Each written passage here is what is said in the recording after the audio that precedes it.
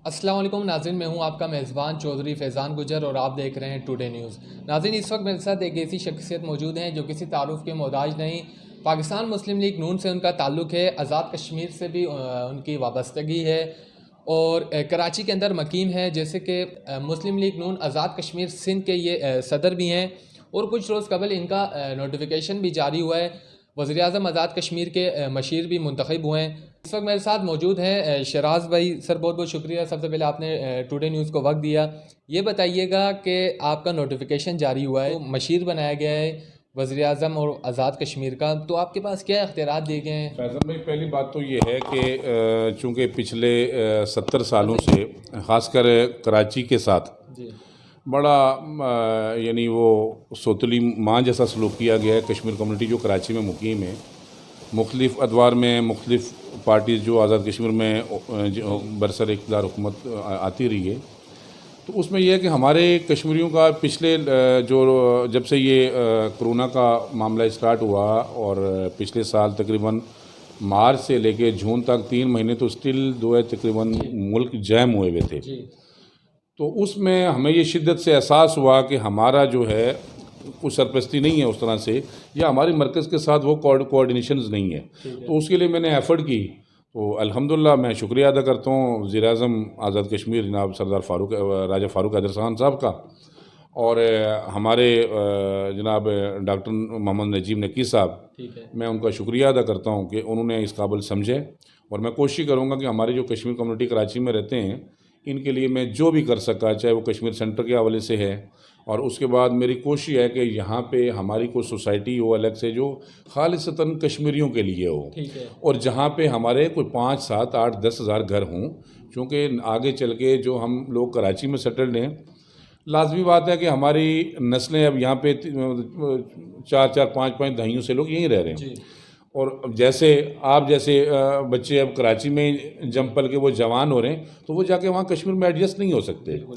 तो जहाँ किसी बेल्ट पे अगर हम कम्युनिटी के अगर 10-12 हज़ार लोग हैं, जी हम चाहते हैं कि हमारे शादी फंक्शंस, हमारा रिश्ता नाता, हम आपस में ही सारी वो चीज़ें करें, माशाल्लाह। और एक कम्युनिटी की हैसियत से ठीक है। जिस तरह दूसरे लोग यहाँ पे हैं, इस तरह इस वक्त ये है कि हमारे साथ 2 घर हमारे डीएचए में, 10 घर हमारे गुलशन में, 4 घर उस कॉलोनी में, तो हम लोगों का आपस में वो कोऑर्डिनेशंस नहीं है। जी जी। अच्छा, सर, जैसे कि आपको वज़ीर-ए-आज़म के मशीर बनाया गया है, कराची में मकीम कश्मीरियों के लिए भी बनाया गया कि इनके आपके जो भी मामलात हैं वो हल होंगे।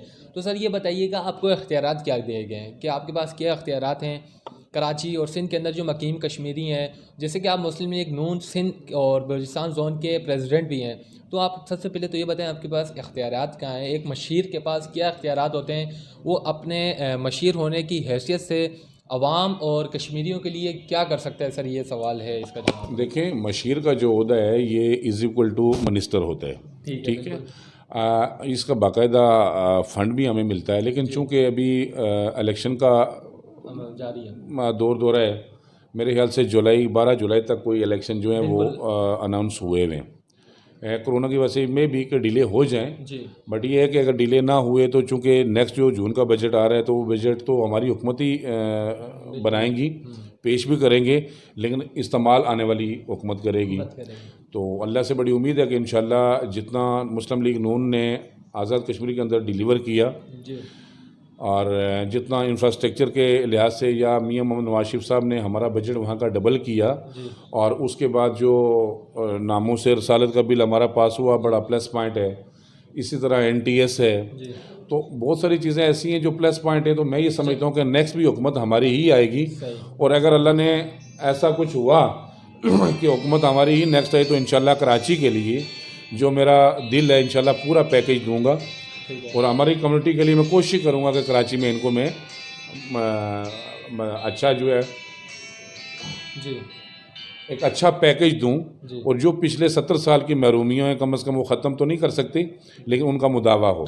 ठीक है। अच्छा, जैसे कि अभी आपने कहा कि हमारे दौर में बजट जो है आज़ाद कश्मीर का वो डबल हुआ है, तो सर बजट भी डबल हुआ है, तो ये बताइएगा कि आपके दौरे हुकूमत में इससे पहले पाकिस्तान आज़ाद कश्मीर में पीपल्स पार्टी की गवर्नमेंट थी, तो उनकी बनिस्बत आपने क्या कारकर्दगी की और आपकी क्या पोजीशन है, क्या क्या आपके दौर में काम? देखें, पीपल्स पार्टी का मैं उस चीज़ में नहीं जाना चाह रहा हूँ। पीपल्स पार्टी ने अपने दौर में जो भी डिलीवर किया या जैसा भी किया, हम उस पर बात नहीं करते। ठीक है। हमारे दौर में जो काम हुआ है मैं उस पर बात करूँगा। हमारे दौर में आज जाके आप स्कूल, कॉलेजेस, यूनिवर्सिटियाँ, हॉस्पिटल्स, उसके बाद रोड्स का जो जाल बिछाया है, मेरे ख्याल से कोई पहले तो ये था कि जो हमारी मेन रोडें होती थी वही होती थी, जी और जो लिंक रोडें थी वो तो सिरे से होती ही नहीं थी। बिल्कुल। लेकिन अब ये है कि मैं ये कहता हूँ कि एक गांव में अगर 20 घर हैं तो 20 के 20 घरों में रोड जाती है, ठीक है। और हर बंदा अपने दरवाजे पे जाके अपनी गाड़ी खड़ी करता है। सही। उसके बाद जो एनटीएस का जो मेरिट सिस्टम दिया गया एजुकेशन में, जो रिफॉर्म हुआ, एक गरीब का बच्चा जी वो भले काबिल है, मेरिट पे है, लेकिन वो रह जाता था क्योंकि उसकी सिफारिश नहीं थी, कुछ नहीं था।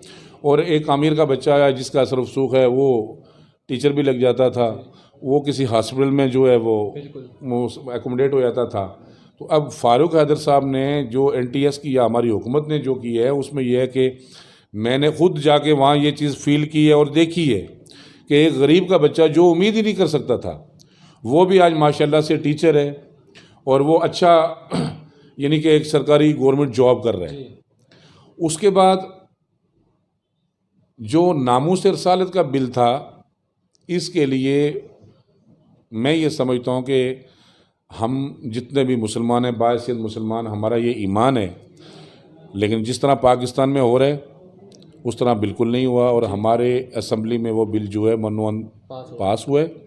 और मैं इसका भी क्रेडिट जो मैं समझता हूँ कि मुस्लिम लीग नून जनाब राजा फारूक हैदर खान साहब को जाता है। ठीक है जी। अच्छा, ये बताइएगा जैसे कि आज़ाद कश्मीर में इलेक्शन आने वाले हैं, तो हर जैसे कि नाज़रीन आपको इल्म है कि आइंदा कुछ माह बाद आज़ाद कश्मीर में इलेक्शन भी होने वाले हैं। तो सर शराज भाई ये बताइएगा कि आप भी उम्मीदवार हैं इस दफ़ा इलेक्शन में या नहीं? जैसे कि हमने देखा है कि सिंध के जितने भी अहदेदारान हैं, किसी भी जमात से उनका ताल्लुक़ हो, वो अपने कागजात नामजदगी जमा करवा रहे हैं उम्मीदवार के लिए। तो क्या आप भी अपने हलके से या कराची जो माजरीन की सीट है उसके ऊपर हमें उम्मीदवार होंगे या नहीं होंगे? जी, कराची के हलके में तो बिल्कुल मैं उम्मीदवार था, लेकिन चूंकि जो 13 अमेंडमेंट हुई है तो उसमें तो चूंकि आज़ाद कश्मीर के जो हम लोग हैं, तो हमारा तो अभी यानी हम तो इलेक्शन लड़ना तो दूर की बात है, जब हम वोट की हकदारी नहीं है तो टिकट के हकदार कहाँ से आ गए हम लोग। तो पीछे जो हमारा आबाई हल्का है सुदनूती, तो चूँकि उसमें डॉक्टर नजीम ने की वो हमारे मौसन हैं, हमारे बड़े हैं, तो मैं तो खैर वहाँ फ़िलहाल इस तरह का कोई इलेक्शन का मेरी कोई वो नहीं है। मैं वहाँ पे जो अपनी पार्टी को और जनाब डॉक्टर नजीम नकीम साहब को मैं सपोर्ट करूँगा। और ये वो लोग हैं कि जो हमारी रियासत के बानियान में से हैं, इनके जो दादा थे वो हमारे इस रियासत के समीले बानियान में से हैं। ठीक है। तो मैं ये समझता हूँ कि उनसे अच्छा ऑप्शन ना तो मैं हूँ, ना XYZ वहाँ पे कोई तीसरा आदमी है। जी। अच्छा, ये बताइएगा जैसे कि कराची में भी NO 249 के भी इलेक्शन हो रहे हैं, तो क्या समझते हैं NO 249? जैसे कि हम आपकी भी एक्टिविटी देखते हैं, आप भी हर रोज़ जाते हैं, कैंपेन करते हैं। कश्मीर कम्युनिटी भी NO 249 बलिया टाउन में काफ़ी बड़ी तादाद में मौजूद है, तो वहाँ से क्या उम्मीद है शराज भाई? आपका इस वक्त मुकाबला किसके साथ है NO 249 में? जी, बड़ा अच्छा सवाल किया आपने। चूँकि देखें NA 249 जो है ये मुस्लिम लीग नून का हल्का है। पहले भी यहाँ से शहबाज शरीफ साहब भी जीते हुए थे। 243 वोट का जो एक गैप दिया गया, वो भी 8 दिन की मेहनत से दिया गया। बिल्कुल। तो वो आप बेहतर समझते हैं। बहरहाल मिफ्ता इस्माइल की वर्थ है वहाँ पे, और इंशाल्लाह वहाँ पे हमारा वोट बैंक है, पहले भी था, अब भी है। पीपल्स पार्टी का वहाँ 7 से 8 हज़ार वोट है। सही। तो मैं ये समझता हूँ कि इससे ऊपर पीपल्स पार्टी का वोट बैंक है ही नहीं। अच्छा। बाकी दूसरी भी 8-10 जमातें वहाँ पे कंटेस्ट कर रही हैं, लेकिन मैं ये समझता हूँ कि वहाँ पे हमारा जो मुकाबला है वो किसी से नहीं है। मिफ्ता इस्माइल इंशाल्लाह 12 बजे इंशाल्लाह विन कर जाएंगे। अच्छा, वो सही है, ठीक है। अच्छा, ये बताइएगा कि आज़ाद कश्मीर में जो इलेक्शन होने वाला है 2021 में जो इलेक्शन होगा, इसमें आप क्या समझते हैं, आपका मुकाबला किस जमात से साथ होगा? क्योंकि हम देखते हैं वफाक में इस वक्त पाकिस्तान तहरीक इंसाफ की गवर्नमेंट है, तो क्या पाकिस्तान तहरीक इंसाफ अपनी पोजीशन आज़ाद कश्मीर में भी बना पाएगी या नहीं? और आपका मुकाबला इस वक्त पाकिस्तान पीपल्स पार्टी से होगा आज़ाद कश्मीर में या PTI से? देखिए जी, आज़ाद कश्मीर में मैं ये समझता हूँ कि नेक्स्ट हुकूमत भी मुस्लिम लीग नून ही बनाएगी। ठीक है। और हमारा मुकाबला वहाँ पीटीआई से नहीं है, ना मुस्लिम कॉन्फ्रेंस से है, ना हमारा मुकाबला किसी दूसरी पीपल्स पार्टी से है। मैं ये समझता हूँ कि शायद वहाँ पे मुस्लिम लीग नून का और पीपल्स पार्टी का इत्तेहाद हो। इत्तेहाद होगा। मे भी हो सकता है, अगर उस सूरत में कि अगर पीटीआई वहाँ पे एमसी के साथ इत्तेहाद में जाती है या जमात इस्लामी के साथ इत्तेहाद में जाती है तो लाजमी बात है अच्छा। ये होगा। अच्छा नाज़रीन, एक अहम पेशरफ्त हुई है कि इनका इम्कान है कि पाकिस्तान आज़ाद कश्मीर में जो इलेक्शन होने वाले हैं इसमें पाकिस्तान पीपल्स पार्टी और मुस्लिम लीग नून का इत्तेहाद हो सकता है। किस बिना पर कि अगर तहरीक इंसाफ, जमात इस्लामी और मुस्लिम कॉन्फ्रेंस जो वहाँ की मकामी जमात है, अगर उनके साथ इत्तेहाद होगी, अगर क्या समझते हैं अगर वहाँ पे इन दोनों के जमातों के इत्तेहाद हो जाते हैं, पाकिस्तान तहरीक इंसाफ का और मुस्लिम कॉन्फ्रेंस का, तो फिर आपकी जमात किस पोजीशन पे होगी जनाब? देखें, पहली बात तो ये है कि मुस्लिम कॉन्फ्रेंस का जो है वो आज़ाद कश्मीर में वो तो जनाजा निकला हुआ है। ठीक है तो मैं तो ये कहता हूँ कि अगर वो 2 सीटें भी निकाल लें तो बड़ी बात है। जी। मुर्दा घोड़े में जान डालने की कोशिश तो की जा रही है बट वो नहीं डल रही। जी। रह गई बात पीटीआई की, तो पीटीआई मैं तो ये कहता हूँ कि आज़ाद कश्मीर में सिरे से ही नहीं है। अच्छा। जिस तरह गिलगित बल्तिस्तान की प्रैक्टिस हुई है या पाकिस्तान में जो इलेक्शन हुए हैं। अच्छा, आप क्या समझते हैं जो गिलगित बल्तिस्तान में नताज आए वही नताज यहाँ भी जी मतलब होंगे? बिल्कुल नहीं, जी बिल्कुल नहीं। आज़ाद कश्मीर में इस तरह के नताइज बिल्कुल नहीं आएंगे। ठीक है। वहाँ पे ये काम हो ही नहीं सकते हैं। वहाँ पे इंशाल्लाह मुस्लिम लीग नून विन करेगी। मैं अपने हलके की अगर बात करूँ तो मैं ये समझता हूँ कि हमारे हलके में हमारा मुकाबला मतलब वो जेयूआई से था पिछले टर्नोवर में, और अब भी अगर है तो वही है। और मैं नहीं समझता हूँ कि पीटीआई का कोई बंदा वहाँ पे मुस्लिम लीग नून को टफ टाइम दे। जी। अच्छा शराज भाई, प्रोग्राम के आखिर में ये सिंध के अंदर और जो कराची के अंदर मकीम कश्मीरी मौजूद हैं, इनको क्या मैसेज देना चाहेंगे आप?